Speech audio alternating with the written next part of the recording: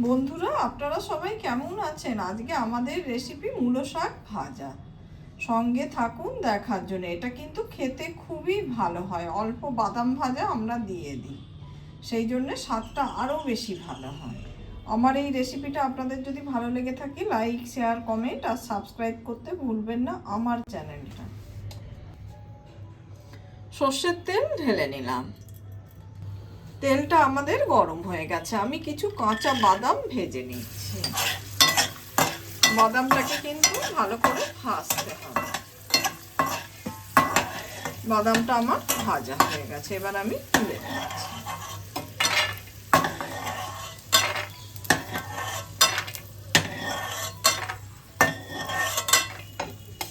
এই তেলেই আমি শাকটা ভাজা করব। দুটো শুকনো লঙ্কা দিয়ে দিলাম আর সর্ষে ফোড়ন দিয়ে দিচ্ছি।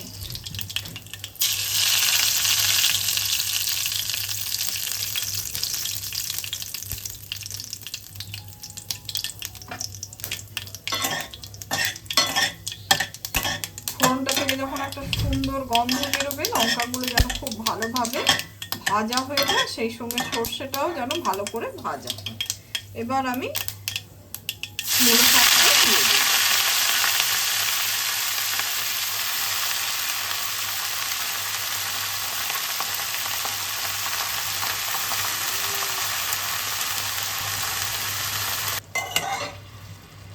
আমি কিন্তু ঢাকা দিলাম না, শাক থেকে দেখুন তাতেই কত জল বেরিয়ে গেছে।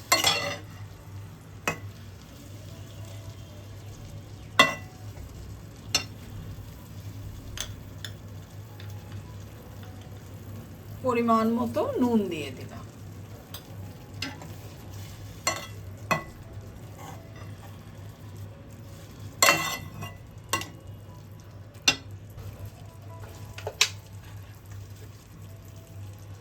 অল্প করে হলুদ দিয়ে দিলাম।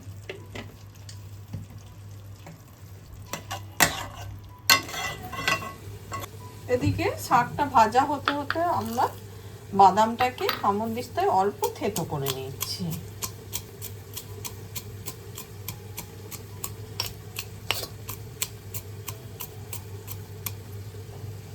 ঠিক এইরকম একটু থেতো করে নেব। এদিকে মূলো শাকটা আমাদের পুরোপুরি ভাজা হয়ে গেছে। আমি গ্যাসটা অফ করে দিলাম। উপর থেকে বাদামটা যে থেতো করে রেখেছি সেটা দিয়ে দিলাম। বাদাম ভাজা দিয়ে মূলো শাক খেতে কিন্তু দারুণ লাগে। আমাদের দেশের বাড়িতে ঠিক এইভাবে করে, দারুণ লাগে খেতে। আপনারাও একদিন ঠিক এইভাবে বানিয়ে খান আর আমায় লিখে জানাবেন কেমন হয়েছে।